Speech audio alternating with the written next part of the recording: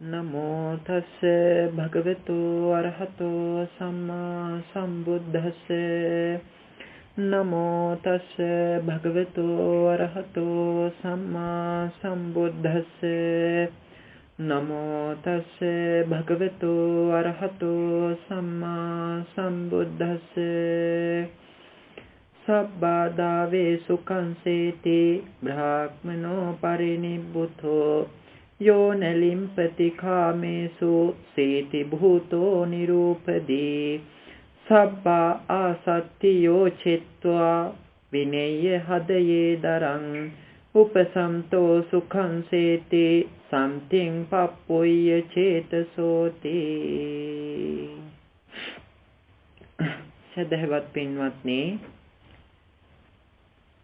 ලෝක සත්‍යය සිටින දුක ඇතිවීමට හේතුව තෘෂ්ණාව බව චතුරාර්ය සත්‍යයේ ධර්මයට අදාළව පැහැදිලි කරලා දෙනවා.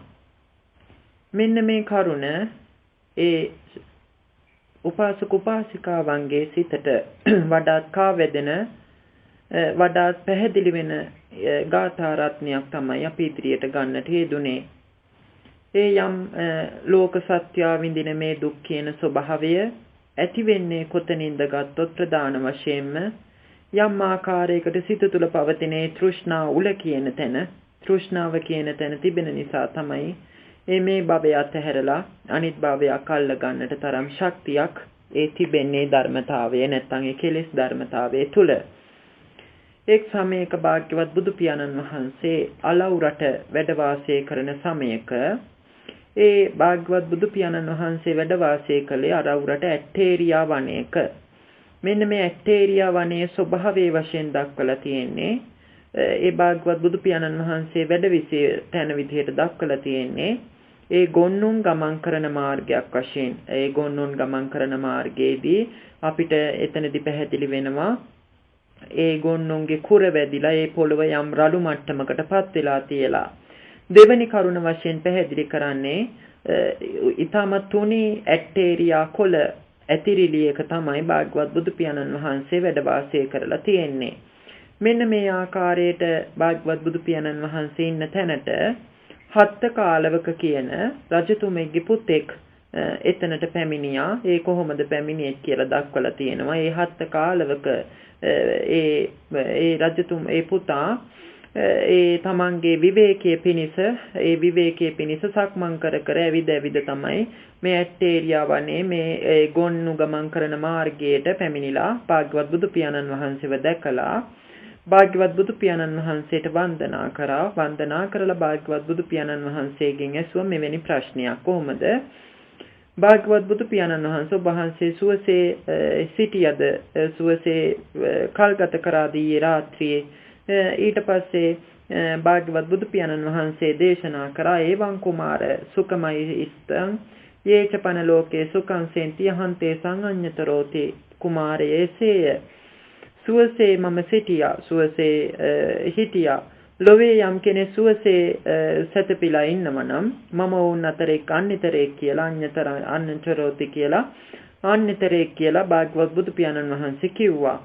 ඊට පස්සේ ඔය හත්ත කාලවක ඊට පස්සේ කිව්ව ටිකක් ඒ කාමයේ දනවන ස්වභාවයෙන් යුක්තයි. ඒ කියන්නේ යම් ආකාරයකට පෘථග්ජන පුද්ගලයාට ඒ භික්ෂුන් වහන්සේලා රකින්න සීලය හෝ වේවා භික්ෂුන් වහන්සේලා යම් අල්පේච්ඡතාවයක කටයුතු කරනකොට ඒ කාමයේ දනවන නැත්නම් ලද දෙයින් සතුටු වෙන්නේ නැති ඒ අල්ප භාණ්ඩ පාවිච්චි කරන්නේ නැති බහු භාණ්ඩික පුද්ගලයන්ට ඊටමත් මේක ඊටම පුදුම දනවනවා මේ ඒ භික්ෂුන් වහන්සේලාගේ අල්පේච්ඡ ජීවිකාව. ඒ වගේ තමයි මේ භාග්‍යවත් බුදු පියාණන් වහන්සේගේ ඊටම තුනි ඇට්ටේරියා කොළ ටික දැකලා යහත් කාලවකටත් මෙවැනි පුදුමයක් මවිතයක් ඇති වුණා. මේ මවිතයේ තමයි ඉන්න අනතුරුව දක්වන්නේ. කොහොමද? වහන්සේ හේමන්තේ කියලා කියන්නේ අම්මා ආකාරයකට හිම වැටෙන කාලය. මේ හිම වැටෙන කාලයේ ඊටම සීතලයි. මේ රැය සීතලයි. ඒ වගේම ඒ ගොන්නු ගමන් කරලා ඒ බිම ඒ ගොන් කුර වැදිලා බිම රළු වෙලා තියෙන්නේ. ඒ වගේම ඔබ වහන්සේගේ ඇතිරියත් ඊටම තුනී විදිහට තියෙන්නේ. ඒ වගේ මේ තුනී වෙන්නට හේතුවත් එතන දක්වලා තියෙනවා. මොකද හේමන්තයේට ඒ ගස්වල කොළ විරල නිසා ගස්වල කොළ හොයාගන්න අමාරු නිසා තමයි තුනී ඇතිරියක් බවට පත් උනේ. භාග්‍යවත් බුදු පියාණන් වහන්සේගේ මේ ඒ යම් සැතපෙන්නට කාරණයක් තියෙනවා නම් ඒ මෙට්ටේ කියමුකෝ ඒක. ඒ වගේම කියනවා කසාවතත් ඔබ වහන්සේගේ කසාවත ඔබ වහන්සේගේ සිවුරත් ඊටම සිසිල් වෙලා තියෙන්නේ. ඒ වගේම සිහිල් වේ රම්බන වාතය කියලා දක්වන්නේ දැඩි සීතලෙන් යුක්ත ඒ වාතයත් හමනවා. කොහොමද භාග්‍යවත් බුදු පියාණන් වහන්සේ ඔබ වහන්සේ කියන්නේ කුමාරයේසේ ඔබ මේ කුමාරයේසේ මම සුවසේ නිදියගත සැතපුණා. මම ලෝභේ යම් කෙනෙක් සුවසේ සැතපෙනවා නම් මමත් ඕන අතරේ කන්නේතරේ කියලා කොහොමද ඔබ වහන්සේ කියන්නේ කියලා හත් කාලවක තමන්ගේ කාමය මෙතන කාමයක් නැති නික්ලේශී ස්වභාවයක් නිසා වෙන්නේ නැති තමන්ගේ ප්‍රශ්නයක් හිතේම අවිතයක් ඇති වුණ නිසා භාග්‍යවත් බුදු පියාණන් වහන්සේගේ මේ ප්‍රශ්නය සුවට පස්සේ භාග්‍යවත් බුදු පියාණන් වහන්සේ උදාහරණයකින් තමයි මේ ඒකට උත්තරේ දුන්නේ. එක සැරේ තමන්ගේ තුල තියෙන ගුණ වගාව පෙන්වුවේ නැහැ. තමන් තුල තියෙන ධර්මතාවයේ තමන් වඩනේ ධර්මතාවයේ ධර්මයේ ගුණ වගාව පෙන්වන්නේ නැතුව සිල් ගුණේ පෙන්වන්නේ නැතුව මේකට උදාහරණයක් ගෙන පෙන්වුවා. මේ උදාහරණය පෙන්වුවට හේතුව කීප කරුණක් ගත්තොත් විශේෂයෙන්ම හත් කාලවක තුල තිබෙන කාමය මනවින් හිත තුල පෙන්වා දීමටත් මේ උදාහරණය තුල ගැබ්බෙලා තිනවා. කොහොමද උදාහරණය? කුමාරය මම ප්‍රශ්නයක් අහනම් මේකට උත්තර දෙන්න කියලා කිව්වා. කොහොමද ඇහුව උත්තරේ? යම් ගැහැවියෙක්කෝ ගැහැවි පුතෙකෝ ගහපතිස්සවා ගහපති පුත්තස්සවා ඒ ගැහැවියෙක්කෝ ගැහැවි පුතෙකෝ ඇතුළතත් පිටතත් වාතයෙන් තොර වූ බිත්ති තියෙනවා කියලා කියන්නේ. ඒ කියන්නේ වාතය එන්නේ නැති වෙන විදිහට අර ඉස්සර ඒ භාග්‍යවත් බුදු පියාණන් වහන්සේ ඇටේරියා වනේ හිටියේ වාතය වැදෙන විදිහට. නමුත් මේ උදාහරණයට ගන්නේ වාතයෙන් තොර වූ බිත්ති ඒ ඇතුළත පිටත නියමාකාරයෙන් තිබෙන බිත්ති තියෙන ඒ වගේම වැද්දු අගුල් ඇතිව නියමාකාරයෙන් ඒ දොරවල් ආරක්ෂා වෙන විදිහට තියෙන අගුල් තියෙන ඒ වගේම වාකවුළු ඇති. වාකවුළු කියලා කියන්නේ ඒ වර්තමානයේ ඇතැම් නිවෙස්වල දකින්නට තියෙනවා. ඒ ගෙදර ඇතුළත තියෙන ඒ වාතය යම් සමබර කර ගැනීමක් සමබර කිරීමක් මෙන්න මේ වාකවුළු වල තියෙනවා. ඒ වගේ මේ පිටතත් ඇතුළතත් යම් ආකාරයකට පිරියදු ඒ වගේම වැද්දු අගුල්යදු වාකවුළු තියෙන කුළුගයක් තියෙනවා නම් ඒ කුළුගය තුල යම් කුළුගය තුල තියෙනවයි කියලා කියනවා ඇඳක්. මෙන්න මේ ඇඳ තුල සුදු එළුලොම් ඒ කියන්නේ තාමත් සැප පහසු ඊටම සීනිදු එළුලොම් ඇතිරියක් අතුරලා ඒ වගේම ඝන පුප් එළුලොම් කියලා කියන්නේ ඒකට පිටතින් ඝන පුප් එළුලොම් ඇතිරියක් අතුරලා ඒ වගේම කෙහෙල් මුව සමින් කළ උතුම් පසතුරුණු ඇති ඒ බිමට දාලා තියෙන ඊටම සැප පහසු සියුම් පසතුරුණු තියෙනවා. ඒ වගේම උඩුවියන් බැඳලා ඒ ඇඳ උඩ උඩුවියන් බැඳලා ඔය විදිහට උඩුවියන් බැඳලා ඉන්න අනතුරුව උඩුවියන් බැඳලා තියෙන කෙනෙක්ට කොහොම සැපසේ ඉන්නවද කියලා අහන උඩුවියන් බැඳපු කෙනෙක් සැපසේ ඉන්නවද කියලා අහනවා. කොහොමද ඒකට අනතුරුව තවත් කතාවක් කියනවා. ඒ තෙල් පහනක් පත්තු කරලා ඉන්න අනතුරුව පාද පරිචාරිකාවෝ සිව් දෙනෙක් ඒ පාද පරිචාරිකාවෝ සිව් දෙනෙක් 4 දෙනෙක් Tamanට කැමති විදිහට උපස්ථානයට ඉන්නවා. පාද පරිචාරිකාව කියන්නේ එතකොට උපස්ථායිකාවන් 4 දෙනෙක් කැමති විදිහට ඒ Taman ඉන්න සැප පහසුකම තවත් දියුණු කරගන්න මෙතන ඉන්නවා පාද පරිචාරිකාවෝ. ඊට පස්සේ භාග්‍යවත් බුදු පියාණන් වහන්සේ අහනවා මේ උපමාව උදාහරණේ දීලා මේ මොහු සුවසේ ඉන්නවද සුවසේ සුඛං වාසෝ සෙය්‍ය සුවසේ සැතපෙනවද නැත්නම් සුවසේ නෙමෙයිද මොහු ඉන්නේ කොයි වගේ එකක් උත්තරයක් දෙන්න තියෙන්නේ ඔබට කියලා ප්‍රශ්නය අහනවා. ඊට පස්සේ ඒ හත් කාලවක එයා කියනවා වහන්ස මොහු ඒකාන්තයෙන් සැපසේ ඉන්නේ සැපසේ සුඛං සෝබන්තේ සැපසේ සැතපීලා ඉන්නේ. ලෝවේ යම් කෙනෙක් සුවසේ ඉන්නවා නම් වුන් අතරින් අන්‍යතරෙක් මොහු කියලා භාග්‍යවත් බුදු පියාණන් වහන්සේට කියනකොට එහෙනම් මම තව දෙයක් අහනවා මේකට උත්තරයක් දෙන්න. මොකක්ද උත්තරේ? අර විදිහට අර ඒ කුමාරයා නැත්නම් ඒ ගැහැවියා හෝ ගැහැවි පුත්‍රයා යම් ආකාරයට උඩින්ද යටින්ද ඒ ඇතිරිලි සියුම් ඇතිරිලි අතුරලා ඒ වගේම වාතයෙන් නැති වෙන විදිහට තාප බැඳපු ගෙවල් තියෙන ඊට පස්සේ ඇතුළත සමබර වෙන මධ්‍යස්ථ කරනවා කවුළු තියෙන ওই විදිහට තියෙන මේ ගෙදරක දැන් ඊට පස්සේ කිව්වා පාද පරිචාරිකාවොත් ඉන්න උපස්ථායිකාවොත් ඉන්නවයි කියලා. මේ උපස්ථායිකාවන් හරි මොකක් හරි හේතුකාරක කරගෙන අපිනෝ තස්ස ගහපතිවා ගහපති පුත්තස්සවා උප්පජ්ජේයෝ රාගජා පරිලාහා කායිකාවා චේතසිකාවා යේහිසෝ රාගජේහි පරිලාහේහි පරියංකමානෝ දුක්ඛං සේය යාති. රාගෙන් උපන් යම් පරිදාහයක් තියෙනවා නම් ඒ කියන්නේ ඒ ගැහැවියට හෝ ගැහැවි පුත්‍රයාට රාගයක් එනවා. මෙන්න මේ රාගය නිසා ඇති වුණ පරිදාහයක් කියලා කියන්නේ ඒ ගින්දරේ නිසා දාහය ඇති වෙනවා කියන්නේ තැවීම. මෙන්න මේ පරිදාහයක් හෝ දැවෙන ගතියක් හෝ ඉන්නවනම් ඔහු දුකසේ සැතපීලා ඉන්නේ දුකසේ ජීවත් වෙන්නේ. එබඳු දැවෙන පරිදාහසහිත වූ කයක් හෝ සිතක් තිබෙන මෙවැනි රාගෙන් තෙත්තුන කයක් හෝ සිතක් තියෙන පුද්ගලයෙකු ඊටම දුකසේ ජීවත් වෙන්නේ දුකසේ සැතපෙන්නේ. මෙන්න මේ පුද්ගලයා කොහොමද මොහොත රාගය නිසා ඒකාන්තයෙන් දුකසේ නේද සැතපීලා ඉන්නේ කියලා ප්‍රශ්නයක් අහනවා. ඊට පස්සේ ඒ හත් කාලවක උත්තරේ දෙනවා ඒවම් බන්තේ යේකෝ සෝ කුමාර ගහපති වායක කියනවා කොහොමද කියන්නේ සේ භාග්‍යවතුන් වහන්සේ ඒ කුමාරය හෝ ඒ ගෘහපතිය තෙම ඒ ගෘහපති පුත්‍රයා හෝ රාගයේ නිසා උපන් යම් දැවිල්ලක් හාත්පසීම දැවෙන දුකසේ තමයි ඒ යම් සයනයක වැතිරලා ඉන්නවනම් වැතිරෙන්නේ කියලා කියනවා. ඒ වගේම ඊට පස්සේ භාග්‍යවත් බුදු පියාණන් වහන්සේගේ ඒ ඇටේරියා වනේ කතන්දරේ මෙතනට ගාවලා පෙන්නනවා. ඒක ඊටම ශ්‍රේෂ්ඨ කතන්දරයක්. ඒ කොහොමද? ඒක ගන්නෙ කොහොමද? ඒ භාග්‍යවත් බුදු පියාණන් වහන්සේගේ තුලින් භාග්‍යවත් බුදු පියාණන් වහන්සේගේ තුලින් ඒ යම් රාගයක් තියෙනවා නම් තාලවත්තුකෝ අනභාවකතෝ ආයතින් අනුපාද ධම්මෝ යම් රාග සෝරාගෝ තථාගතස්ස පහීනෝ යම් රාගයක් තියෙනවා නම් තථාගතයන්න් වහන්සේගෙන් ඒක ප්‍රහීන වෙලා තියෙන ඒක ප්‍රහීන වෙලා තියෙන එකට උපමා විදිහට දක්වන්නේ තල්ගසක් මැදින් කඩනවා නෙමේ තල්ගස මුදුනින් තල්ගස මුලින්ම කඩලා ඉවත් කරනවා වගේම මුලින්ම අයින් කරලා නැවත ඉපදෙන්නේ නැවත නොවැඩීමක් ඒ තල්ගසේ නොවැඩීමක් තියෙනවා වගේ තෘෂ්ණාව මුලින්ම ප්‍රහීන කරලා තියෙන්නේ ඒ ප්‍රහීන කරලා තියෙන්නේ කියලා එසේයින් ඒ කුමාරය මම සුවසේ ජීවත් වෙන්නේ මම සුවසේ සැතපුණේ කියලා ඊටම ශ්‍රේෂ්ඨ ඒ ශාසනය තුල තියෙන ඒ සිසිල් ගතිය ශාසනය තුල තියෙන ඒ කතන්දරේ පැහැදිලි කරලා දෙනවා. ඊට පස්සේ කියනවා ඒ වගේම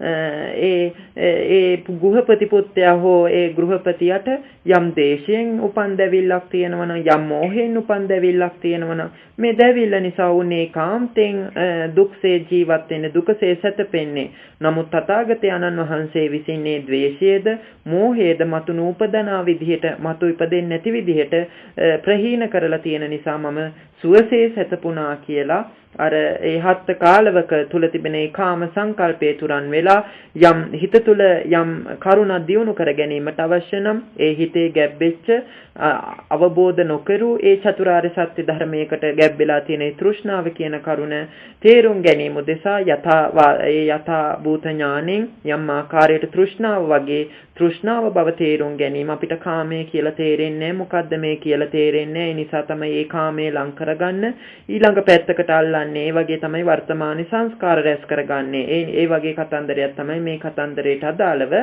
හත් කාලවකට සිදු වුණේ. මොකද නමුත් ඒ භාග්‍යවත් බුදු පියාණන් වහන්සේ මැනවින් උදාහරණයක් දීලා පෙන්නවා ඒ රාගය නිසා රාගයෙන් යම් දැවිල්ලක් තියෙනවා නම් පරිදාහයක් තියෙනවා නම් ඔහු සුවසේ නෙමේ සැතපෙන්නේ.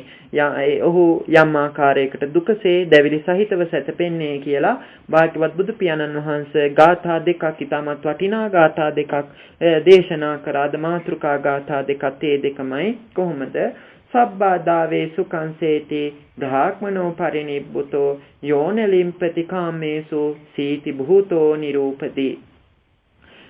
කෙටියෙන් ගත්තොත් කාතාවේ අරුත යම් ආකාරයකට පරිනිබ්බුතෝ කියන පදයක් තියෙනවා පිරිනිවන් ගිය කියලා කියන්නේ කෙලෙස් තමන්ගේ හිත තුළ ඒ පැහැදිලි කරේ භාග්‍යවත් බුදු පියාණන් වහන්සේගේ තුලින් රාගය ද්වේෂය මෝහය පිරිනිවන් කෙලෙස් පිරිනිවන් වෙලා තියෙන්නේ නැති කරලා තියෙන්නේ නැති කරපු එක්කෙනා ඒ නැති කරපු නිසා සබ්බාදේ යෝන ලිම්පති කාමේසු සීති භූතෝ නිරූපදී යම් ආකාරයකට ඒ කෙලෙස් උපදී කෙලෙස් ඒ වස්තුකාම ක්ලේශකාම කියලා දක්වලා තියෙනවා කාමේසු කියන පදයට අදාළව වස්තුකාම ක්ලේශකාම තුල තියෙනවා නම් ඒවට නොඇලී සියලුම උපදීන් නැති කරලා උපදීන් කියලා කියන්නේ පංච ස්කන්ධේ පිනවන්නට ගන්න ඒ කුසල අකුසල් කියලා ගත්තොත් හරි කෙටියෙන් මෙන්න මේ උපදීන් රහිත නැති කරලා වස්තුකාම ක්ලේශකාමයන් තුල නොඇලී ඉන්න ඒ බ්‍රහ්මණයා නැත්නම් ශීනාශව බ්‍රහ්මණයා සබ්බාදාවේ සුඛංසේති හැමතාම හැම කල්හිම සැපසේ සැතපෙනවා කියලා පළවෙනි ගාථාව දක්වනවා. ඉන් අනතුරුව දක්වන්නේ සබ්බා ආසත්තියෝ චෙත්වා විනේය හදයේ දරං උපසම්තෝ සුඛංසේති සම්තිං පප්පුය්‍ය චේතසෝ සියලු තෘෂ්ණාවන් නැති කරලා ඒ නැති කරපු නිසාම කෙලෙස් වල තියෙන දරත සහිත ගතිය කෙලෙස් වල තියෙන දරදඬු ගතිය ගොරෝසු ගතිය නැති කරලා සංසිඳවලා චිත්ත සාන්තියක් උපසන්තෝ සුඛං කියන චිත්ත සාන්තිය සේති කියලා පදයෙන් පැහැදිලි වෙනවා ඒට පැමිණිලා ඒ තුල ජීවත් වෙනවායි කියලා චිත්ත ශාන්තිය තුල සුඛං සේති සම්තිම් පප්පුය්‍ය චේතසා චිත්ත ශාන්තිය ඇති කරගෙන ඔහු සංසුන් වුණ නිසාම සුවසේ සැතපෙනවයි කියලා දෙවනි ගාථාව තුල දක්වලා තියෙනවා. එතකොට මේ ගාථා තුලින් අපේ ජීවිතේට අපේ යම් ප්‍රතිපදාවක් තියෙනවා නම් ශාසනයට අදාළව මෙන්න මේ ශාසනානුලෝමික ප්‍රතිපදාවට යම් කරුණු කාරණා කිහිපයක් තිබෙනවා නම් ඒ අපට පැහැදිලි වෙන විදිහට ඉදිරියට දේශනාව අරගෙන ගියොත් මූලික වශයෙන් මෙතන මේ ගාථා දෙකට අදාළව ඒ භාග්‍යවත් බුදු පියාණන් වහන්සේ විසින් පැහැදිලි කරනවා මේ වස්තුකාම ක්ලේශකාම තුල නොඇලී සිටින ස්වභාවයක් ඒ පංචකාම සම්පත්තිය නිසා යම් තමන්ගේ හිත තුල පවතින කෙලෙස් පිනවන ගතියක් තියෙනවා ඒ වටේ තියෙන වස්තුව උපයෝගී කරගෙන ඒ දන් දෙන වැඩපිළිවෙලේදී මෙන්න මේ වස්තුව කියන තැන නැති කරනවා වස්තුකාමයේ කියන එක නැති කරනවා ඒ වගේම සීලේනුත් මදක් දුරකට මෙන්න මේ වස්තුව නෛෂ්කර්ම සංකල්පයේ තුලත් පැහැදිලි වෙන්නේ මෙන්න මේ වස්තුකාමයේ කියන එක මදක් දුරකට හෝ සහ මුලින්ම නැති කරනවා මේ පැවිද්ද ළඟා කර ගැනීමේදී ඉන් අනතුරුව යම් විපස්සනා භාවනා මානසිකාරයක් ඔස්සේ තමයි කෙලෙස් තුල තියෙන කාමය ක්ලේශකාම කියලා දක්වලා තියෙනවා ඒකට නොඇලී සිටින සිතක් ඇති කරගන්නට හේතුකාරක වෙන්නේ මෙතන මේ වස්තුකාම කියන එක නම් පැහැදිලි වෙන්න පුළුවන් කොහොමද වස්තුව කියලා කියන්නේ ඔය බාහිර වස්තු ඒවට අපේ හිතෙන් කාමය ඇති කරගන්න ඒවට ඇලෙන ස්වභාවයක් තියෙනවා නමුත් අර ඔය කියන්නේ ඒ පූසෙක් කාපු දේ වමනේ කරලා නැවත කනවයි කියලා ඔන්න ඔය වගේ දෙයක් තමයි මේ පැවිද්ද හෝ වේවා පැවිද්දේදී හෝ වේවා යම් මෙවැනි සීල් සමාදාන වැඩපිළිවෙලකදී හෝ වේවා සීලයක් රැකලා අඩුම වශයෙන් පැවිද්දටපත් වෙලා ඒ අතහැරලා සියලුම ඒ ධර්මයේ තුල සඳහන් වෙන ආකාරයට වගේම එදිනෙදා ඒ පැවිදි වීමේදී යම් මේ තමන්ගේ අඹු සැමියන් ඒ වගේම දෙමව්පියන් තමන්ගේ නිවෙස් ඒ වගේම ව්‍යාපාර ඔයවා අතහැරලා ඊට පස්සේ පැවිදි වුණාට පස්සේ ඒ සද්දා දෙය ගිහි අය දෙන සද්දා දෙය වලට ඇලෙනවා ගිහි අය දෙන යම් ප්‍රනීත පින්ඩ පාතයක් තියෙනවනම් යම් ප්‍රනීත චීවරයක් සිසිල් සැහැල්ලු සියුම් චීවරයක් තියෙනවනම් ඒ වගේම ඊටම සැප පහසු සේනාසන තියෙනවනම් ඊටම ප්‍රනීත ගිලම්පස තියෙනවනම් ඕවට ඇලෙනවා ඒ කාර්යයට අර පූසගේ වමන උපමාව වගේ ඒ වස්තුකාමී අපිට ඊටම ලේසියෙන් පැහැදිලි කරගන්න පුළුවන්. නමුත් ක්ලේශකාම කියලා දක්වලා තියෙන්නේ මෙන්න මේ ක්ලේශයන්ට තව වචනයක් එකතු කරනවා කාමය කියලා. ක්ලේශකාම කියලා කියන්නේ අපේ හිත තුළ තියෙන මේ ඒ යම් අනුසය මට්ටම් තියෙනවා නම් කාමානුසය, භවනුසය, දිඨානුසය ওই විදිහට තියෙන අවිජ්ජානුසය වශයෙන් තියෙන මේ අනුසය මට්ටම් හතර යම් ආකාරයකට පිනවන ගතියක් තියෙනවා. ඒව නැවත නැවත අභිනන්දනා ගතියක් තියෙනවා මෙලවකට ආවට පස්සේ හිතක ස්වභාවයකට පත් වුණාට පස්සේ කියන්නේ තමන්ගේ සිත ඇතුළත තියෙන කෙටියෙන් ගත්තොත් ඒ උපාදාන කියලා මෙන්න මේ උපාදානයන් නැවත නැවත රමණය කරන ගතියක් නැවත නැවත මතක් කරලා නැවත නැවත ඒ තුල ජීවත් වෙලා නැවත ඒ තුල කාමයක් ඇති කරගන්නවා. ඒ තමන්ගේ මැවෙන දෙයට නැවත ඇලීමක් ඇති කරගන්න ස්වභාවයක් තියෙනවා. ඒකට කියනවා ක්ලේශ මගේම. ඒ ක්ලේශය නිසා තමන්ගේ හිත තුලින් කාමයක් ඇති කරගන්නවායි කියලා. මෙතන මනවින් ප්‍රකට වෙන්නේ තෘෂ්ණාව පිළිබඳව. ඒ වගේම මේ වස්තුකාමයේ පිළිබඳවත් පැහැදිලි කරන්නේ තෘෂ්ණාව පිළිබඳව. කෙලෙස් කියන එකේ අනුසය මට්ටම්, මේ අනුසය මට්ටම් ප්‍රහීන කර ගැනීමට යම් විපස්සනා ඍජු විපස්සනා භාවනා මනසිකාරයක් හේතුකාරක වෙනවා. වගේම ඒ කෙලෙස් නැවත නැවත ඇති කරගන්නට නැවත නැවත රමණය කරලා නැවත නැවත රමණය කිරීම නිසා ඒ යම් කාමයක් දනවන දෙයක් ඇති කර ගැනීමට ඒක තේරුම් ගැනීමට නම් යම් යෝනිසෝ මනසිකාරයක් හේතුකාරක වෙනවා. මේ තුල පවා පැහැදිලි වෙන්නේ කෙලෙස් තුල යම් තෘෂ්ණාවක් ඇති වෙනවා. මෙන්න මේ තෘෂ්ණාව හරි නුවණකින් හරි දැක්මකින් තේරුම් ගැනීමයි. ඒ නිසා ඉන්නේ නොඇලී සිටින ස්වභාවය, නොඇලී සිටිනවා. ඒ වගේම උපදි කියලා දක්වලා තියෙනවා. උපදි කියලා කියන්නේ අර විදිහටම පංචස්කන්ධය. දැන් අපි ගත්තොත් අපිට ගෙදරක් ගත්තාම තනියම ගෙදර ඉන්නට බෑ. ඉන්නනතුරු අපි තව කෙනෙක් බල්ලෙක් හරි අඩුම හදා ගන්නවා. ඊට පස්සේ තව කෙනෙක් ওই විදිහට බල්ලගේ පැටවුන් ওই විදිහට ඊටමත් මනාව ඒ ව්‍යාපාරයක් විදිහට අවසානයේදී වුණ වෙනවා. අවසානයේ මහා පරිමාණ ව්‍යාපාරයක් විදිහට ඔය විද්‍යාව තුළ ඔය භෞතික ඔය රසායනික විද්‍යාව තුළ දක්වන්නේ ක්‍රමයෙන් ඔය අණුක දැලිසවල් හැදෙන විදිහ දක්වලා තියෙනවා. මෙන්න මේ කෙටි කාරණේ තුලින් ඒ විශාල මහා පරිමාණු දැලිසක් ඇතිවීමට පවා එන්නේ චූටි අණුක ස්කන්ධයන් හේතුකාරක වෙනවා. ඒ වගේ තමයි මෙන්න මේ උපදීන් යම් ආකාරයකට පංචස්කන්ධ පිනවන්නට හේතුකාරක වෙනවා. පංචස්කන්ධේ පිනවන්නට අපි ඒව ගන්නට හදනවා. ඒවා උපයෝගී කරගන්න. ඊට පස්සේ ওই විදිහට ඒවට කියනවා කෙලෙස් උපදීන් කියලා. ඊට පස්සේ පළවෙනි ගාථාව තුළම දක්වනවා පරිනිබ්බුතෝ කියලා. පරිනිබ්බුතෝ කියන පදේ අපි දකිනවා ඔය ඒ රහතන් වහන්සේලාගේ ඒ ස්කන්ධ පරිනිර්වාණයේදී පරිනිර්වාණ කියන වචනේ යොදව ගන්නවා. භාග්‍යවත් බුදු පියාණන් වහන්සේ ස්කන්ධ ඒ කුසිනාරා ඒ නුවරදී තමන්ගේ ස්කන්ධ ඒක පිරිනිවන් පාදී ඒකටත් අපි යොදනවා පිරිනිවන් පාගියා කියලා. මෙතනදී පිරිනිවන් පෑමක් නොවේ කියන්නේ ඒ වර්තමානයේදීම ඒකේ අනාගතයේ ඇති වෙන දෙයක් නෙමෙයි. ඒ සාමින්හන්සෙලා තුල වර්තමානයේම තමන්ගේ කෙලෙස් පිරිනිවන් ගියා කියලා කියනවා, නැති කරා කියලා කියනවා. ඒකට කියනවා කෙලෙස් පිරිනිවන් පෑවා කියලා. ඔන්න ඔය විදිහට ඔය කෙලෙස් පිරිනිවන් පෑමට හේතුකාරක වෙන ප්‍රතිපදාවක් තමයි භාග්‍යවත් බුදු පියාණන් වහන්සේ විසින් විශේෂයෙන් දක්වලා තියෙන්නේ. යම් ආකාරයකට සතර සතිපට්ඨාන ආදී ප්‍රතිපදා තුළ ඒ ගැන අද විශේෂයෙන් දක්වන්නට අපි අදහස් කරන්නේ. ඒක වැඩි යුත්තේ එන්නේ කරුණ මනමින් ප්‍රකට කර ගැනීමට. මොකද ඒ තෘෂ්ණාව කියන එක නැති කර ගැනීමටයි අපි මේ දේවල් කළ යුත්තේ. සිල් රැකිය යුත්තේ, භාවනා කළ යුත්තේ, ධර්මයේ දේශ ශ්‍රවණය කරගත යුත්තේ මැනවින්. ඔය විදිහට ඔය කරුණු කාරණා ඇති කරගන්නේ කෙටියෙන්ම ගත්තොත් හකුලුවා ගත්තොත් අපේ මේ හිත තුළ තියෙන උල නැති කර ගැනීමට, තෘෂ්ණාව නැති කර ගැනීමට.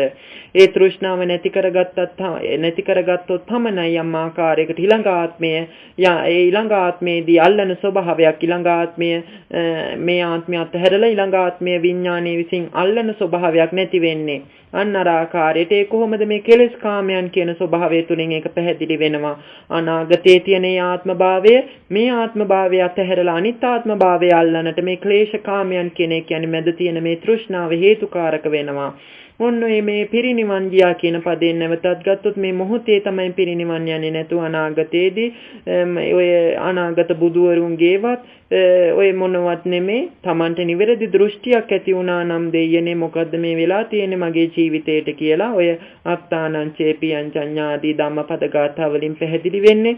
නැවත මගේ ශරීරයට ආදරයක් තියෙනවා නම්, මගේ හිතට ආදරයක් තියෙනවා නම් මේ වර්තමානයේ විඳින දුක නැවත ආත්මයකට ඊළඟ ආත්මයකට ගෙනිය යා යුතුද කියලා Tamanටම ප්‍රශ්නයක් නගාගත යුතුයි. එවිට Tamanට දෘෂ්ටියක් ඇති වෙනවා, නිවැරදි දෘෂ්ටියක්. මොකක්ද ඒ සංවේග ඥාන ඔස්සේ Tamanට නිවැරදි ධහම පැහැදිලි වෙනවා. මම මේක භවය ප්‍රාර්ථනා කරනවට වැඩිය මේ වර්තමානයේම තමයි මේ භවය හැදිලා තියෙන්නේ. මොකකින්ද? පටිච්ච සමුප්පාද ධර්මයේ තුලින්. එන්නේ ආකාරයට තේරුම් අරගෙන වර්තමානයේ පිරිනිවන් පාන ස්වභාවයක් තියෙනවා නම් ඒක තේරුම් ගත යුතුයි. මේ වර්තමානයේම ඒ දිටු දැනෙහිම කියලා කියනවා. ඒ වර්තමාන මොහොතේම යම් රාගයක් තියෙනවා නම් එය නැති කර ගැනීමට උත්සාහ කරගත යුතුයි. ඒ වගේම වර්තමාන මොහොතේම ද්වේෂයක් තියෙනවා නම් ඒ නැති කර ගැනීමට ඒ කෙලෙස් නැති කර ගැනීමට උත්සාහ දර යුතුයි. ඊට පස්සේ යම් මෝහයක් තියෙනවා නම් ඒක නැති කිරීමට පවා මොහොතකදී අපි උත්සාහ කළ ගත යුතුයි. ඔන්න ඔය කරුණු කාරණා තුළ තමයි පළවෙනි ගාථාව තුළින් පැහැදිලි වෙන්නේ. ඒ කෙලෙස් පිරිනිවන් පෑවට පස්සේ කියනවා ඊට පස්සේ සැපසේ තමයි සැතපෙන්නේ. ඔහු කිසිම කෙලෙස් නිසා දැවිලි සහිත ගතියක්, දරත සහිත ගතියක් විඳින්නේ නැහැ. ඒක ගැන මේ දේශනාව ඉදිරියට යද්දී පැහැදිලි වෙන්න පුළුවන්. අපි හිතන්නේ මේ කාමය කියන එක ඊටම සැපයක් කියලා පෘථග්ජන මට්ටමේ අනුව. නමුත් මේ ඉදිරියේ මේ ගාථා කීමට භාග්‍යවත් බුදු පියාණන් වහන්සේට නිදානුව කතා වස්තුව නැවතත් ඉදිරියට අරගෙන විවරණය කරොත් ඒ කාමයේ තුල තියෙන කටුක ගතිය තේරෙන්නට පුළුවන්. ඊට පස්සේ දෙවැනි ගාථාව තුල පැහැදිලි වෙන්නේ සියලු තෘෂ්ණාවන් සිඳලා සියලු තෘෂ්ණාවන් නැති කරලා නැති කිරීම නිසා මෙන්න මේ කෙලෙස් දරතයන් හදයේ දරන් කෙලෙස් දරතයන් විනයයේ හදයේ දරන් කියනවා. ඒ කෙලෙස් නිසා ඇති වෙනවා තමන්ට යම් පීඩනයක්, කෙලෙස් නිසා යම් තද ගතියක්, යම් දරත සහිත ගතියක්, කස කැවෙන ගතියක්, පීඩනයක්, ගොරෝසු ගතියක් ඇති වෙනවා. මේක ඒ තෘෂ්ණාව නැති කරපු නිසා මේ කෙලෙස් නිසා ඒ තියෙන දේවලුත් ඉබේම නැති වෙනවා, සංසිඳෙනවා. ඒ සංසිඳෙනකොට මොකද ඇති වෙන්නේ? උපසන්තෝ කියලා කියන පදයෙන් පැහැදිලි වෙන්නේ චිත්ත සාන්ති උපසන්තෝ කියලා පදයෙන්. ඒ යම් භාවනා මානසිකාරයකදී අවසානයේදී අපි බලාපොරොත්තු වෙන කාරණේ තමයි චිත්ත සාන්තිය.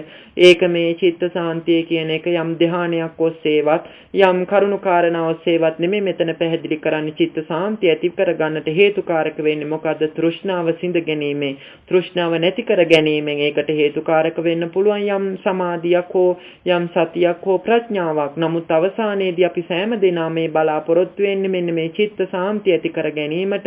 මේ චිත්ත සාන්තිය නිකම් ප්‍රාර්ථනා මට්ටමින් හෝ වේවා, ප්‍රනිධි මට්ටමින් හෝ වේවා ඇති වෙන දෙයක් නෙමේ. තමන් මේ ඒ ප්‍රනිධිය හේතුකාරක කරගෙන මේ තෘෂ්ණාව නැති කර ගැනීමට ප්‍රායෝගික වැඩපිළිවෙලක් ඔස්සේ කටයුතු කරොත් පමණයි මේ චිත්ත සාන්තිය ළඟා කර ගන්නට පුළුවන් වෙන්නේ. ඔය දිනෙදා ඔය යම් නිස්කලංක පරිසරයකට ගියාට පස්සේ, ඒ වගේම බුද්ධ රූප අසලට ගියාට පස්සේ යම් චිත්ත සාන්තියක් ඇති වෙනවා. මෙන්න මේ සාන්තිය ඊට පස්සේ බාහිර ලෝකයට ගියාට පස්සේ නැවත කැඩිලා බිඳිලා යනවා. මේ සාන්තිය බොහෝ විට කැඩිලා බිඳින යන වීදුරුවක් වගේ.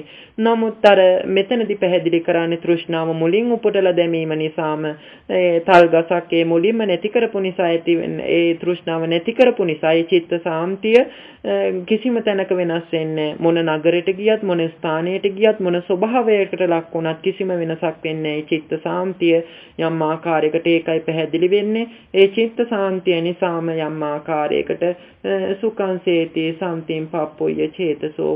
ඒ චිත්ත සාන්තිය ළඟා කරගත් සිත නිසාම සංසුන් වූ සුවසේ සැතපෙනවයි කියලා දෙවනි ගාථාවෙන් පැහැදිලි කරනවා. අපි දැන් ඉදිරියට ගියොත් මේ දේශනාව අරගෙන මේ පෘථග්ජන පුද්ගලයන් ලෝකයා සිතන්නේ කාමයේ කියන එක ඊටමත් සැපයක්. නැත්තම් කෙටියෙන්ම ගත්තොත් ඒ තමන් විඳින පංචකාම සම්පatti තම සැපයක්. ඒක ඊටම සැපයක් විදිහට තමයි ලෝකයා සිතාගෙන මෙන්න මේ අවිද්‍යා අන්ධකාරයේ වෙලිලා ඉන්න අනතුරුවත් නැවත සංස්කාර රැස් කරලා ඒ නැවතත් උපාදාන රැස් කරලා නැවතත් ওই විදිහට උපදී ඒකට යොදාගෙන ඒ සංසාරේ ගමන් කරන්නට හේතු සම්පාදනය කරගන්නේ. භාග්‍යවත් බුදු පියාණන් වහන්සේ මෙන්න මේ ඒ හත් කාලවකට දුන්න උපමා උදාහරණ තුලින් මේ කරුණ පිළිබඳව කිහිපයක් පැහැදිලි වෙනවා. ඒ තමයි මුලින්ම පැහැදිලි කරනවා කාමයේ පිළිබඳව. රූපේ පිනවන්න තියෙනවා, ඒ වගේම කන පිනවන්න තියෙනවා, ඇස පිනවන්න තියෙනවා, දිව පිනවන්න තියෙනවා, කය පිනවන්න තියෙනවා.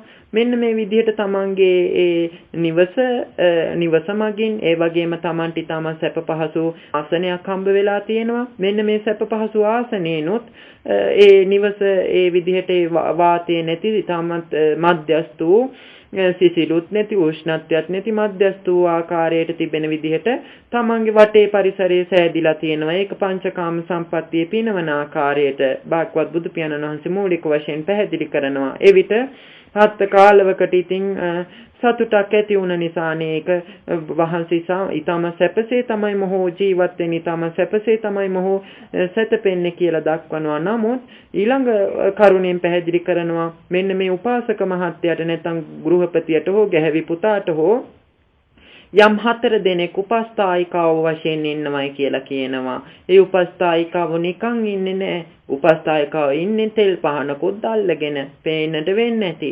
තෙල් පහනකුත් දැල්වගෙන ඒ වගේම උපස්ථායිකාවන් තමන්ට මනාප පරිදි උපස්ථානයට සැකසීනේ උපස්ථානයට සැදී පැහැදී ඉන්නේ.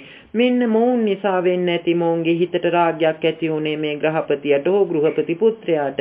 මෙන්න මේ රාගය ආවට පස්සේ යම් දුකක් ඇති වුණා. මෙන්න මේ දුකක් ඇති වෙනවා, පරිදාහයක් ඇති වෙනවා. ඉන්න අනතුරුව තමයි අවසානයේදී ඒ සංසාර චක්‍රය ඇතිවීමට හේතුකාරක වෙන්නේ ඒ නිନ୍ଦ කෙලෙස් නිନ୍ଦ.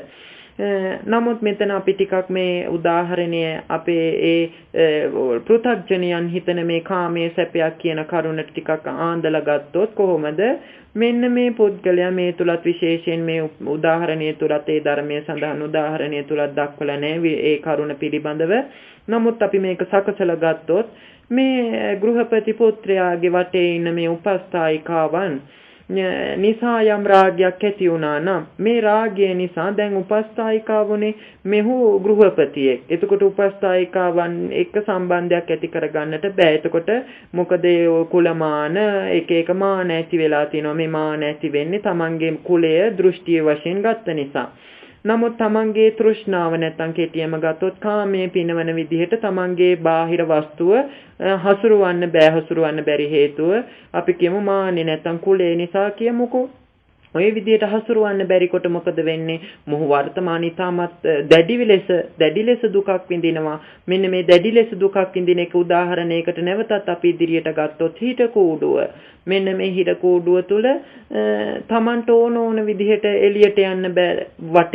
වටේ පරිසරයේ දැන් අපි කියමු උදාහරණයකට වටේ තියෙනවා ලස්සන ඊටමත් අලංකාර බෝලයක්. ඊටමත් අලංකාර බලු පැටියන්. ඊටමත් අලංකාර මල් පෝච්චි ඊටමත් අලංකාර ඒ වගේම ව්‍යාපාරික ස්ථාන ඊටමත් අලංකාර පිට රටවල් ඊටමත් සුඛෝපභෝගී ඇඳවල්. නමුත් හිර කෝඩුවක ඇතුලේ ඉන්න මිනිහට එළියට තමන්ගේ හිතේ ආසාව පැන නැගුණත් එළියට ගිහින් මේවා භුක්ති විඳින්න බෑ. එතකොට තමන්ට ඊටමත් දරත සහිත දැවිලි සහිත ගතියක් එනවා. ඊටමත් අමාරු අපහසු ගතියක් එනවා. ඒ මොකද හිර කෝඩුවෙන් එළියට යන්නට බැරි නිසා. එතකොට මොකද වෙන්නේ? මෙතනද පැහැදිලි වෙන්නේ මෙන්න මේ කාමයේ තුල තියෙන දැවිලි සහිත ගතිය, දරත සහිත ගතිය, පරිදාහය කියලා කියන්නේ මේකටයි කාමයේ තුල. නමුත් පෘථග්ජනයට මේ කාමයේ සැපයක් කියලා පැහැදිලි වෙන්නේ මොකද? අන්න අර හිර කෝඩුවක් නැති හිර කෝඩුවක් නොවන යම් දෙයක් උන්ට ඒ හිර කෝඩුව විවෘත වෙලා කියලා උන් හිතන්නේ ඕන විදිහට Tamante රූපයන් යොදව ගන්නවා. ඕන විදිහට ඒ ශබ්ද ගන්ධ රස ධම්ම ස්පර්ශ ධම්ම කියන මේවල් යොදව ගන්නවා අනුන්ට තමන්ට අයහපත් වෙන විදිහට. මෙන්න මේ විදිහට යොදවගෙන තමන් මේ කාමයේ කියන එක ඊටම සැප දෙයක් කියලා පෘථග්ජනයා මේ තුල ජීවත් වෙන්නේ. ඒකයි පෘථග්ජනයා මේ කාමයේ පෘථග්ජන කියලා කියන්නේ ලෞකික කියලා කියන්නේ මේ කරුණට. එතකොට අපි තේරුම් ගන්නට ඕනේ මෙන්න මේ කරුණෝ ඒ හිර කූඩුවක ඇතුළේ ඉන්න පුද්ගලයාට යම් ආකාරයකට ඊටමත් වැදගත් භාගවත් බුදු පියාණන් වහන්සේ විසින් දේශනාවක් කරොත් මේ හත් කාලවකට වගේ යම් ආකාරයකට මොහොත පැහැදිලි වෙනවා ඇත්තනේ නම් මෙන්න මේ කාමයේ නිසානේ දැවිල්ලක් ඇති වෙන්නේ කියලා තේරුම් ගන්නට යෙදෙනවා. නමුත් අපිට නම් පැහැදිලි වෙන්නේ අර බණක් ඇහෙන්නේ නැතිකොට වෙන්නේ මොකද අර හිර කූඩුව ඇතුලේ ඉන්න මිනිහට ඊටමත් දැවිල්ලක් දැනෙනවා. ඒ වගේම උඩ බලනවා, යට බලනවා, වටේ බලනවා, අරහෙ බලනවා, මෙහෙ බලනවා. නමුත් ධර්මයේ ශ්‍රවණය කරාට පස්සේ භාග්‍යවත් බුදු පියාණන් වහන්සේගේ එන්නේ තමන්ට නිවැරදි දැකීමක් ඇති වෙනවා. මේ කාමයේ නිකන් නෙමේ ඇති වෙන්නේ. මොකක් නිසාද මේ දුක ඇති වෙන්නේ? නිකන් නෙමේ තමන්ගේ හිත තුළ තිබෙන මේ තෘෂ්ණාව නිසා කියලා තේරුම් ගන්නට යෙදෙනවා. එතකොට තමයි යම් ආකාරයකට මෙන්න මේ නිවැරදි දෘෂ්ටිය පහළ වෙලා ඒ භාවනා මානසිකාරයක් වඩවා ගැනීමට හේතු සම්පාදනය කරගන්නේ. එතකොට තව ඒ කරුණු ඉදිරියට ගන්නට යෙදුනොත් අප භාග්‍යවත් බුදු පියාණන් වහන්සේ විසින් විශේෂයෙන් පැහැදිලි කරලා තියෙනවා මෙන්න මේ ඒ කාමයන් පිළිබඳ විවිධ මට්ටම් තුලින් විවිධ ආකාරයට පැහැදිලි කරලා තියෙනවා. එතකොට අපි තේරුම් ගත යුතු ඒ තෘෂ්ණාව කියන ස්වභාවය අපි මුලින් උපුටලා දැම්මේ නැති වුණොත් මොකද වෙන්නේ? අපේ හිත තුල මෙන්න මේ කාමය කියන ස්වභාවය හිත තුල තැම්පත් වෙලා ඉන්නනතුරු මහා පරිමාණ උපාදාන මට්ටමින් කටයුතු කරලා අවසානයේදී රාග දේශ මෝහ ආදී කාම රාග පටිඝාදී මේ මට්ටමින් කටයුතු කරලා ඒ සංසාරයේ ගමන් කර ගැනීමට මොවුන් කටයුතු සම්පාදනය කරගන්නවා. ඒ කටයුතු සම්පාදනය කරගන්නට හේතු වශයෙන් ඒ ධර්මයේ තුල සඳහන් වෙලා තියෙන්නේ මේ තෘෂ්ණාව නැවත ජීවත් වෙලා තෘෂ්ණාව අභිනන්දනය කරන නිසා තෘෂ්ණාව තුල ජීවත් වෙන නිසා ඔන්න ඒ කරුණු කාරණා නිසා තමයි ඒ තෘෂ්ණාව තුල ජීවත් වෙන නිසා තමයි ඒ තෘෂ්ණාව දියුණු වෙලා යම් ආකාරයකට අවසානයේදී ඒ තෘෂ්ණාවක් බවට පත් වෙන්නේ. ඒක මනවින් දක්වලා තියෙනවා ශ්‍රේක. ඒක දක්වලා තියෙන කරුණු කාරණා ඉදිරියට ගත්තොත් යම් වස්තුකාමයක් දැනුණට පස්සේ වස්තුවක් දැනුණට පස්සේ රූපයක් ආවට පස්සේ මේ රූපය පරේෂණය කරනවායි කියලා කියනවා. පරේෂණ කරනවායි කියලා කියන්නේ ඒ රූපය පරේෂණ කරනවා මේක හොඳ දෙයක්ද නරක දෙයක්ද සැප දෙයක්ද දුක් දෙයක්ද සුබ දෙයක්ද අසුබ දෙයක්ද විදිහට ඕක විපල්ලාස විදිහට දක්වනවා තැන් වල. ඔන්න ඔය විදිහට පරේෂණ කරාට පස්සේ පරේෂණ කිරීම නිසාම මෙයා යම් විමසීමක් ඇති කරගන්නවා. විමසීම කියලා කියන්නේ පරේෂණම වචනයක් වෙන්නත් පුළුවන්. නමුත් විමසීම කියන පදේ දෙවෙනි වශයෙන් දක්වලා තියෙනට හේතු වශයෙන් ගත්තොත් මෙන්න මේ විමසීම කියන කාරණයෙන් ඒ පරේෂණ කරනකොට තමයි විමසීමක් ඇති කරගන්නවා. මේක මම මගේ කරගත්තට ප්‍රශ්නයක් නැද්ද? මේක මගේ ඕන විදිහට හදා ගන්නට හදනවා. මේක මගේ ඒ පංචකාම සම්පත්තියේ පිනවන ආකාරයට මගේ ඒ තමන්ගේ හිතේ කෙලෙස් පිනවන ආකාරයට සකසව ගන්න හදන උත්සාහ දරනවා. ඒකට තමයි කියන්නේ මේ විමසනවයි කියලා. ඊට පස්සේ විමසුවට පස්සේ Taman තීරණයකට ලක් වෙනවා. මේක තීරණයෙන් කරන්නේ මේක එක්කෝ ස්ත්‍රියක් හෝ මේක පුරුෂයෙක්. නමුත් මේ ස්ත්‍රිය පුරුෂයෝ මේ වෙනකොට සැප දෙයක් වෙලා ඉවරයි මොහු තුල. ඒ කියන්නේ තෘෂ්ණාව ඇති කරගෙන තියෙන්නේ මෙන්න මේ යම් බාහිර රූපයකට.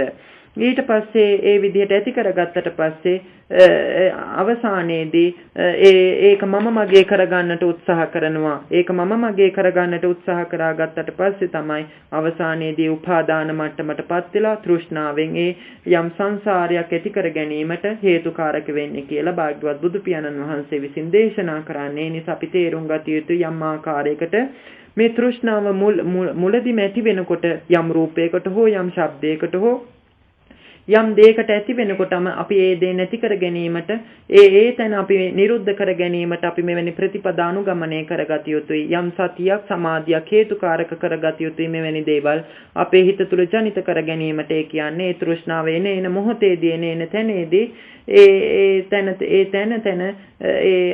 අවශ්‍ය තැනේදී යම් තමන්ගේ සතිය උපයෝගී කරගෙන ඒ තෘෂ්ණාව නැති කර ගැනීමට අපි උත්සාහ කරගත යුතුයි. ඔන්න ඒ ආකාරයට තමයි පැහැදිලි කරන්නේ. තව කාරණයක් ගත්තොත් ඒ තෘෂ්ණාව ඇති වෙනකොට අර විමසනවයි කියන කරුණේදී පරේෂණ කරන කරුණේදී අපිට ඒ බාහිර දෙයක් තියෙනවයි කියලා හිතාගෙන ඉන්නවා. ඒ බාහිර දෙයක් තියෙනවයි කියලා හිතාගෙන ඉන්න නිසා තමයි අවසානයේදී ඒ රූපය කියන දෙයක් වෙන්නේ, ශබ්දය කියලා දෙයක් වෙන්නේ, ඔය වගේ දෙයක් වෙන්නේ. මෙන්න මේ විමසන අවස්ථාවේදී රූපය ආදී දේවල් විමසන අවස්ථාවේදී විනිශ්චයට එනකොට විනිශ්චයට එන්නේ ඇයි මෙන්න මේ බාහිර සංඥාවට රැවටෙන නිසා. ධර්මයේ තුල සංඥාව මරීචික උපමාවට දක්වනවා. මරීචික කියලා කියන්නේ මිරිගු උපමාවට. මිරිගු උපමාවට ලක් කරන්නේ මොකද? මේ බාහිර දෙයක් කරගන්නවා, බාහිර රූපයක් කියලා හිතා ගන්නවා, බාහිර ශබ්දයක් කියලා හිතා ගන්නවා. ওই විදිහට දෙයක් බාහිර දෙයක් මම කෙනෙක් කියලා ওই විදිහට මේ බාහිර එකක් මම කෙනෙක් ওই විදිහට දෙකක් හිතාගත්තට පස්සේ තමයි අවසානයේදී විනිශ්චය නිසා චන්දරාගයක් ඇති වෙන්නේ. විනිච්ඡම් පටිච්ච චන්දරාගෝ කියලා කියනවා. විනිශ්චය නිසා තමයි අවසානයේදී චන්දරාගයක් ඇති වෙන්නේ. ඊට පස්සේ තේරුම් ගන්නවා මේ ඒ රූපය කියන දේ මම මගේ කරගන්න හදනවා. ඒකට කියනවා චන්දරාගම් පටිච්ච අජ්ජාසාන. චන්දරාගය නිසා බලවත් විදිහට මම මගේ විදිහට සනිටුහං කරගන්නවා. මේ සනිටුහං කරගන්න නිසාම ඒක තණ්හා දිට්ඨි මාන වශයෙන් පරිග්‍රහණය කරනවායි කියලා කියන්නේ යම් ආකාරයකට ඒවා අනිත් පැත්ත බලනවා මේ පැත්ත බලනවා තව ඒ තමන්ගේ තියෙන තණ්හා මාන දිට්ඨි තව තවත් දියුණු කර ගැනීමට එහා පැත්ත මේ පැත්ත අර පැත්ත ඔය විදිහට බල ඉන්නවා. ඊට පස්සේ නිසාම ඒ ලෝභකමක ඇති වෙනවා. ලෝභකම නිසා ඒ ලෝභකම නිසාම මච්චරියම් පටිච්චාරක්ඛා ලෝභකම නිසා මේක ආරක්ෂා කරන්න හදනවා. ඒ රූපේ නැති වෙනකොට බයයි. රූපේ නැති වෙනකොට දුකයි. ඒක ආරක්ෂා කරගන්න උත්සාහ කරනවා. ආරක්ෂාධිකරණ දණ්ඩා දහන සත්තා දානං ආරක්ෂාව හේතු කොටගෙන දණ්ඩය ඒ වගේම යම් විදිහට වාද විවාද බිනුම් ඔය විදිහට මුසාවාද නොයෙකු දුක්ඛම් කටළු ඇති වෙන බව භාග්‍යවත් බුදු පියාණන් වහන්සේ තණ්හා මූලික සූත්‍රයට අදාළව දේශනා කරනවා. එතකොට අපිට තේරුම් ගන්නට තියෙන මේ ඒ විනිශ්චය කියන තැනේදී තේරුම් ගත යුතුයි මේ තියෙන බාහිර දෙයක් කරගෙන ඉන්න පුද්ගලයන් ඒ පෘථග්ජනයන් පිටකෙන් මම කෙනෙක් මම කෙනෙක් කියලා ඒ විදිහට ඒ වෙන් කරලා ඉන්න ස්වභාවය යම් මොහොතකදී ඒ යම් භාවනා මානසිකාරයක් ඔස්සේ පිටත් ධාතු ස්වභාවයන් තියෙන්නේ තමා තුලත් ධාතු ස්වභාවයන් තියෙන්නේ ඒක තේරුම් ගන්නට අපහසු නම් පිටත් ඒ දෙතිස් කුණ උපධර්ම කොටාසයන් තියෙන්නේ මා තුලත් ඒ අජ්ජත් බහිද්දා කියන කරුණ තුලත් බහිද්දා තුලත් දෙතිස් කුණූපයන් තමන් තුලත් දෙතිස් කුණූපයන් කියලා තේරුම් ගත යුතුයි. එතනිනු තේරුම් ගන්නට අමාරු නම් අර නව ඒ සෝහනේ ඇතිවෙනේ සෝහනේ ඇතිවෙන ඒ මලකුණක ඒ නැති වෙන ඒ මලකුණක ඇතිවෙන විපරිණාම ස්වභාවය තමන්ටත් ඇති වෙනවා කියලා ওই විදිහට මේ අවබෝධය ඇති කරගත යුතුයි. ඒ අවබෝධය ඇති වෙනකොට තමයි මේ රූපය වැදෙන තැන මගේ වේදනාව කියලා තේරෙනවා. ඒ වගේම රූපේ නිසා විඳින වේදනාව මන් තුලයි තියෙන්නේ. ඒ වේදනාව තේරුම් ගත්තට පස්සේ තමයි ඒ වේදනාව ඇති වෙලා යම් ආකාරයකට තමන්ගේ තුල තියෙන සංඥා කොටාස නිසා තමයි මේ රූපේ රූපයක් වෙලා තියෙන්නේ. ස්ත්‍රී ස්ත්‍රියක් වෙලා තියෙන්නේ. පුරුෂයා පුරුෂයෙක් වෙලා තියෙන්නේ. ශබ්දයේ මිහිරි කියලා හිතන් ඉන්න වේදනාව නිසා ඇති වෙන සංඥාව නිසා ශබ්දයක් වෙනවා. ඒක මිහිරි කියලා කියන්නේ ඒ ශබ්දයේ මිහිරි කියලා කියන්නේ ඒ වේදනාව නිසා ඈඳිලා ගිය සංඥාව. ඊට පස්සේ ශබ්ද රස ඊටමත් මිහිරි රසයක් කියලා ওই විදිහට ඒ සංඥාව ඔය තේරුම් ගන්නෙ මොකකින්ද යම් ආකාරයකට මේ නාම රූප කියන ධර්ම කොටාසය අවබෝධ කර ගැනීමේදී මේ ධර්ම කොටාසයේ එකක් බව ඒ කියන්නේ මේ හැම ස්වභාවයක්ම අජ්ජත් බහිද්දා තේරුම් ගත්තට පස්සේ අජ්ජත් බහිද්දා කියලා තුන්වෙනි කරුණක් පැහැදිලි කරනවා. ඒ කියන්නේ අජ්ජත් බහිද්දා තුන්වෙනි කරුණ වශයෙන් අජ්ජත් බහිද්දා කියලා දෙක එකතු කරලා පෙන්නනවා. මෙන්න මේ දෙක එකතු කරලා පෙන්නන තැනේදී තමයි ධර්මයේ සඳහන් වෙන විදිහට මෙන්න මේ අවබෝධය ඇති වෙන්නේ. මෙන්න මේ අවබෝධය ඇති වෙන්නට ඒ විනිශ්චය කරන තැනේදී ඒ යම් ආකාරයකට තේරුම් ගන්නට පුළුවන් වෙන්නට ඕනේ. ඒ වීමට තමයි අපි මේ උත්සාහ කරන්නේ. නිසා යම් ආකාරයකට මේ තණ්හාව ඇතිවීමට මෙවැනි කාරණා හේතුකාරක වෙනවා නම් මේ හේතු කාරණා ඇති වෙන්නේ මොකක් නිසාද? අපිට හරි දැක්මක් ඇති වෙච්ච නැති නිසා ඒ කියන්නේ ඒ තමන් ප්‍රායෝගික වැඩපිළිවෙලක් ඔස්සේ මේ තෘෂ්ණාව ඇති වෙනකොට තෘෂ්ණාව ඇති වෙන විදිහට ඒ තෘෂ්ණාව පරිශන කරනකොට සොයනකොට ඒ විදිහට හිත යොදවන්නට ඕනේ. ඒ විදිහට හිත යොදවුවට පස්සේ තමයි යම් ආකාරයකට ඒ අජ්ජත් බහිද්දා වගේම අජ්ජත් බහිද්දා කියන මේ තුන්වෙනි කරුණත් අවබෝධ වෙන්නේ. ඒ වගේම මමත් කියලා ওই විදිහට ඒ එකම තැනක් විදිහට තේරුම් ගන්නට යෙදෙන්නේ මේ සංඥාවත් වේදනාවත් නිසා කියලා තේරුම් ගන්නවා. ලෝකයක් හැදිලා තියෙන්නේ අජ්ජත් බහිද්දා කියන කරුණෙන් තුන්වෙනි කරුණ වශයෙන් පැහැදිලි වෙන්නේ. එතකොට මේ එක කරුණක් ඒ වගේම යම් ආකාරයකට අපිට ඒ තෘෂ්ණාව කියන ප්‍රායෝගික වැඩපිළිවෙලක් ඔස්සේ තේරුම් ගන්නට ගියත් සම්‍යක් දෘෂ්ටි ඇති කරගත යුතුයි. මූලික වශයෙන් මෙන්න මේ ප්‍රායෝගික වැඩපිළිවෙල වැඩවා ගැනීමට ඒ කියන්නේ අර රූපය කියන එක දෙයක් කරගෙන ඉන්න ස්වභාවය වගේම ඒ පෘථග්ජනයා රූපය එකක් මම කෙනෙක් කියලා ඒ විදිහට හිතාගෙන ඉන්න ස්වභාවය යම් ප්‍රායෝගික වැඩපිළිවෙලක් ඔස්සේ අවබෝධ වෙන්නේ. මෙන්න මේ ප්‍රායෝගික වැඩපිළිවෙලට හේතුකාරක වෙන්නට යම් කාමයන් පිළිබඳව ආදීනව ස්වභාවය තේරුම් ගත යුතුයි. ආස්වාද ආදීනව නිස්සරණ කියන ස්වභාවය නිස්සරණ මට්ටම තමයි මූලික වශයෙන් පැහැදිලි කරේ සූත්‍රය ඒ ගැළපීලා එන විදිහට අනුව. නමුත් ආදීනමේ මූලික වශයෙන් තේරුම් ගත යුතුයි. ආදීනමේ තේරුම් අරගත්තට පස්සේ තමයි ඊටමත් පහසුවෙන් ඒ තුල නිස්සරණයකට ළඟා විය හැක්කේ. නමුත් කාමයන් පිළිබඳව ආදීනවය තේරෙන්නේ නැත්නම් කොච්චරක් නිස්සරණයට උත්සාහ කරත් ඒ සම්මුතිව අපි කියමු භාවනා මධ්‍යස්ථාන හෝ වේවා ඔය විදිහට ලෝක ප්‍රකට ගුරුවරු හෝ වේවා ඇසුරු කරත් තමන් මේ කාමයේ තුල තියෙන ආදීනව තේරුම් ගත්තේ නැති වුණොත් අර ඒ හත්ත කාලවකගේ කතාවට අනුව වගේ යම් තමන්ට දැනෙන විදිහට හැඟෙන විදිහට ඔය සඳහන් වෙන්නේ වැදෙනවයි කියලා හිතට වැදෙන ආකාරයට තේරුම් ගත්තේ නැත්නම් කාමයේ ආදීනව යම් මොහොතක අවබෝධ වෙන්නේ නැහැ. ඒ නිස්සරණේ කියන තැනට ළඟා වීමට අපහසුතාවයක් ඔහු තුළ ජනිත වෙනවා. ඒ පිළිබඳව පැහැදිලි කරගත්තොත් මූලික වශයෙන් සූත්‍රයක දක්වලා තියෙනවා භාග්‍යවත් බුදු පියාණන් වහන්සේ භික්ෂුන් වහන්සේලාට අමතලා කාමය ඊටමත් කුරිරු ආකාරයකට පැහැදිලි කරනවා. කාමයන්ට දැන් අපි කියන්නේ කාමයේ කියන එක ඒ කාමයේ කාම සම්පත්තිය කැමැත්ත ඒ වගේ මේ පංචකාම සම්පත්තිය ආදි වශයෙන් දක්වලා තියෙනවා. නමුත් කාමයන්ට ඊටමත් කුරිරු ආකාරයේ ඊටමත් අසභ්‍ය ආකාරයේ අසභ්‍ය කියලා ගත්තොත් ඒ විවහාරයෙන් අමිහිරි වචන වර්ගයක් යොදවනවා. ඒ අමිහිරි වචන තමයි කාමානමේතං අදිවචනං දුක්ඛන්ති භික්ඛවේ කාමානමේතං අදිවචනං කියලා කියන්නේ යම් වචනයක් කාමයට යොදන තව වචනයක් කියලා කියනවා. ඒ කාමයන්ට යොදන වචනයක් තමයි අදිවචනම් දුක්ඛන්ති භික්ඛවේ දුක්ඛන්ති කියලා කියන්නේ කාමයන්ට කියන තව වචනයක් තමයි දුක්ඛ කියලා. ඒ වගේම බයන්ති භික්ඛවේ බය කියන එකට කාමයට කියන වචනයක් කියලා කියනවා. ඒ වගේම කාමානමේ රෝගෝති භික්ඛවේ කාමානමේතං අදිවචනං කාමයන්ට කියන රෝගිය කියලා කාමයන්ට නම් තියෙනවා. ඊට පස්සේ ගණ්ඩෝති භික්ඛවේ ගණ්ඩ කියලා කියන්නේ රෝග.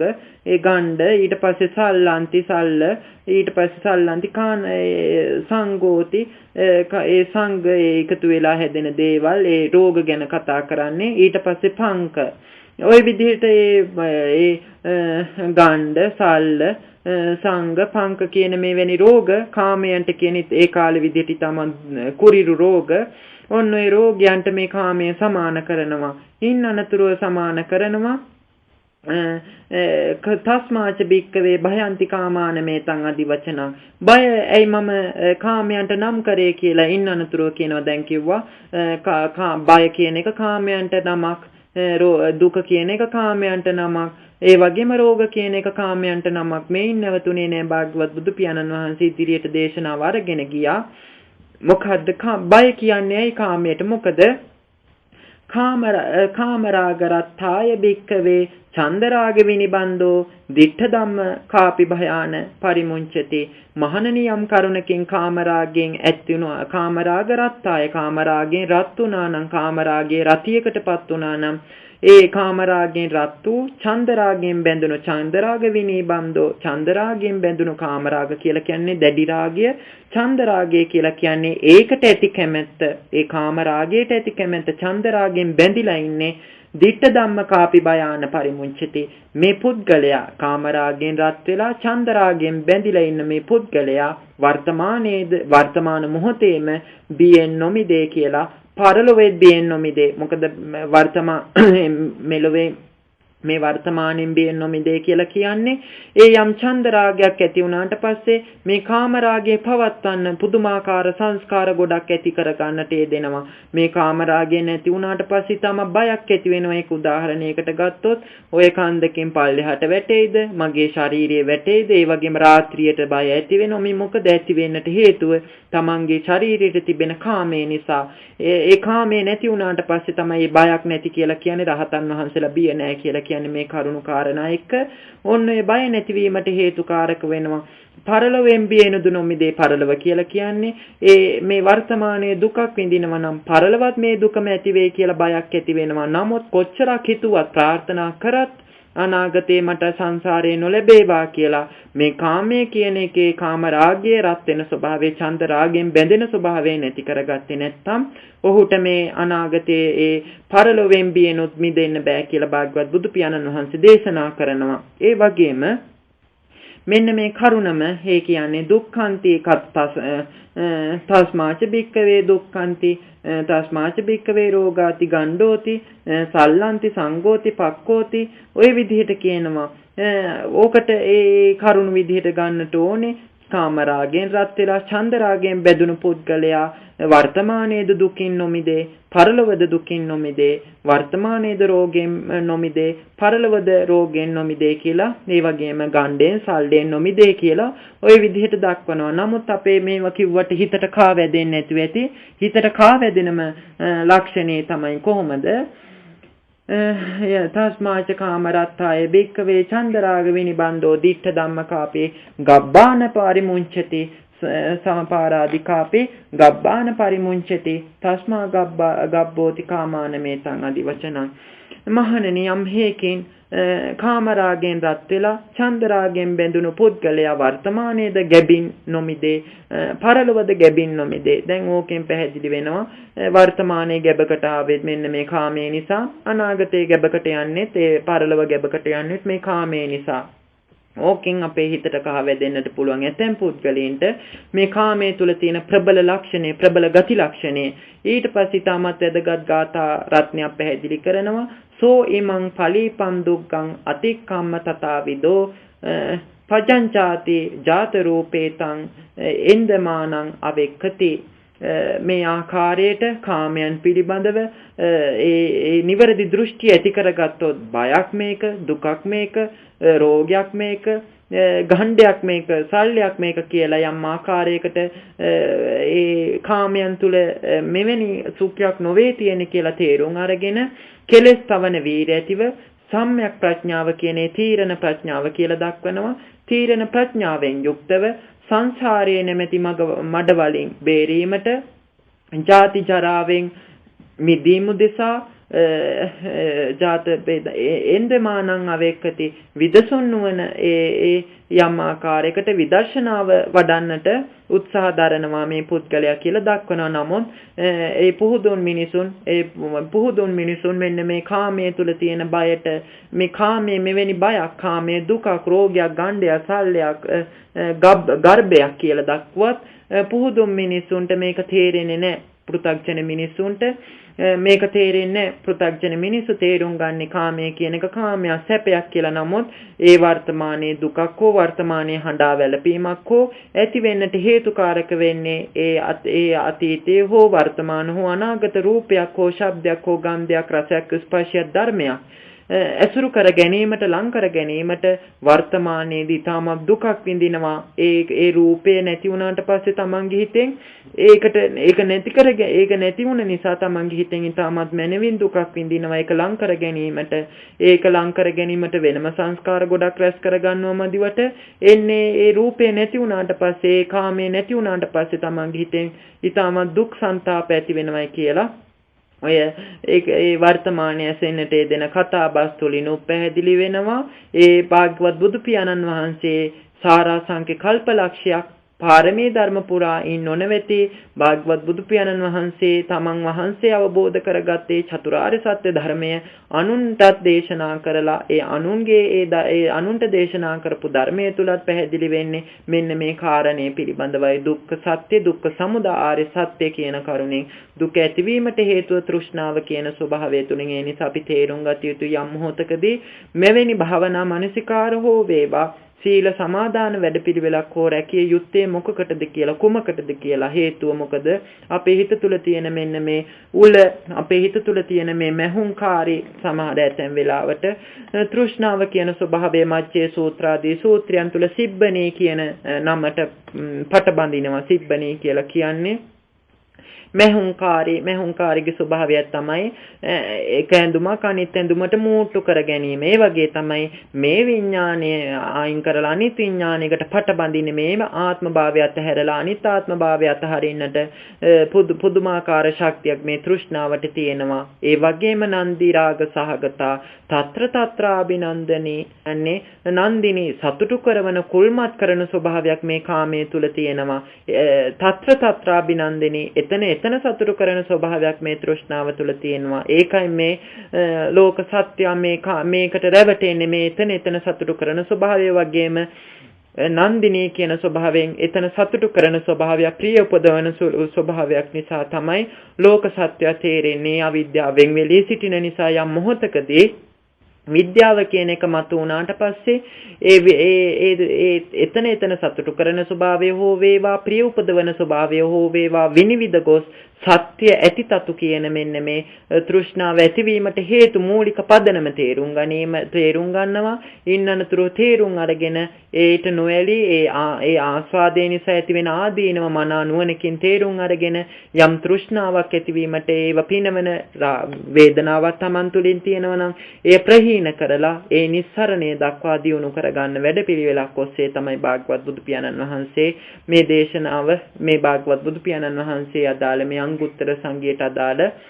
තික නිපාතේ ඒ අදාළ දේශනාවේදී දේශනා කරේ හත් කාලවක ඒ උපාසක මහත්තයා තුල හොඳයි අද දිනේදී ඒ පැයක් වැනි කෙටි කාලයක් තුල මේ තාමත් වැදගත් කෙලෙස් ධර්මයක් පිළිබඳව නැමැති තෘෂ්ණාව කියන ස්වභාවය සාකච්ඡාවට ගත්ත ඉදිරියට කෙසේ හෝ නමුදු අපි තේරුම් ගත යුතු මේ ශාසනයක කටයුතු කර ගැනීමේදී ඒ යහපත කියන පමාවෙන් නොවේ යහපතත් අයහපතත් ප්‍රහීන කරලා යම් තෘෂ්ණාවක් තියෙනවා නම් ඒ තෘෂ්ණාව නිසාම ඒ යහපත ළඟා කරගන්නේ වගේම අයහපත ළඟා කරගන්නේ මෙන්න මේ යහපත සතියෙන් දැනගෙන අයහපත සතියෙන් දැනගන්න ඒ දෙකම දැනගෙන ඒ දෙක අතහැරීමට අපි උත්සාහ කරගත යුතු ඒකට තමයි සති සමාධි ප්‍රඥා ආදී ඉන්ද්‍රිය ධර්මතා හේතුකාරක වෙන්නේ මේ ධර්මතා හේතුවෙන් අපි යම් අවිද්‍යාවක් තියෙනවා නම් ඒ ආශ්‍රවයන් වලට හසු වෙන්නේ සැඩපහරට හසු වෙන්නේ නමුත් යහපතක් තියෙනවා නම් ඒක ඒ යහපත දියුණු වෙලා යම් නීවරණයක් දක්වා දියුණු වෙනවා ඒ වගේම අයහපත දියුණු වෙලා ඒ වගේම පංච නීවරණ ධර්මයන් දියුණු වෙනවා යහපතත් ඒ වගේම පංච නීවරණ ධර්මයන් දියුණු වෙනවා ඒ දියුණු වුණාට පස්සේ තමයි අවසානයේදී පෘථග්ජනතෙමා ඒ අවිද්‍යාව සැඩපහරට හසු වෙන්නේ මඩ වගුරේ එන්නේ ඒ දක්වන්නේ එතකොට අපි තේරුම් ගත යුතුයි මේ දෙකම ප්‍රහීන කරගෙන යම් නිර්වාණ ශාන්තියක් තියෙනවා නම් මේ නිර්වාණ ශාන්තිය අවබෝධ කර ගැනීමට අපි උත්සාහ කර ගැනීමට වීර්ය දැරීමට මේ ධර්ම දේශනාවත් මේ දේශනාව තුළ ඇතුළත් වෙන දැනුම් කොටස් ධර්ම කොටස් තමන්ගේ ජීවිතය තුළ ප්‍රායෝගික වැඩපිළිවෙලක් ඔස්සේ අවබෝධ කර ගැනීමට ශක්තිය ධෛර්යය ලැබේවා කියලා සාදුකාරයක් දෙන්න. හොඳයි. මේ ජනිත වන්නා කුසල සම්භාර ධර්මයක් තිබෙනවා නම් දෙවියන්ට ඥාතීන්ට අනුමෝදන් වේවා කියලා දෙවියන්ට ඥාතීන්ට පින් දෙමු. එත්තාවතාච අම්හෙහි සම්භතං පුඤ්ඤ සම්පදං සබ්බේ දේවා අනුමෝදන්තෝ සබ්බ සම්පatti සිද්ධියා. එත්තාවතාච අම්හෙහි සම්භතං පුඤ්ඤ සම්පදං සබ්බේ භූතානුමෝදන්තෝ සබ්බ සම්පatti සිද්ධියා. එත්තාවතාච අම්හෙහි සම්භතං පුඤ්ඤ සම්පදං සබ්බේ සත්තා අනුමෝදන්තෝ සබ්බ සම්පatti සිද්ධියා. ආකාශට්ඨා ච බුම්මට්ඨා දේවා නාග මහිද්దికා පුඤ්ඤන්තං අනුමෝදිත්වා චිරන් රක්ඛන්තු ශාසනං. ආකාශට්ඨා ච බුම්මට්ඨා දේවා නාග මහිද්దికා පුඤ්ඤන්තං අනුමෝදිත්වා චිරන් රක්ඛන්තු දේශනං. ආකාශට්ඨා ච බුම්මට්ඨා දේවා නාග මහිද්దికා පුඤ්ඤන්තං අනුමෝදිත්වා චිරන් රක්ඛන්තු මම් පරන්ති. ඉදම්බෝ ඥාතේනං හෝතු සුඛිතා හුන්තු ඥාතයෝ. ඉදම්බෝ ඥාතේනං හෝතු සුඛිතා හුන්තු ඥාතයෝ. ඉදම්බෝ ඥාතේනං හෝතු සුඛිතා හුන්තු ඥාතයෝ. අභිවාදන සීලිස්ස නිච්ඡං වද්දාපචායිනෝ චත්තාරෝ ධම්මා වඩ්ඩන්ති ආයුවන්නෝ සුඛං බලං ආයුරාරෝග්‍ය සම්පත්තේ සග්ග සම්පatti මේවච අතෝ නිබ්බාන සම්පත්තේ ඉමිනාතේ සමිච්ඡතු.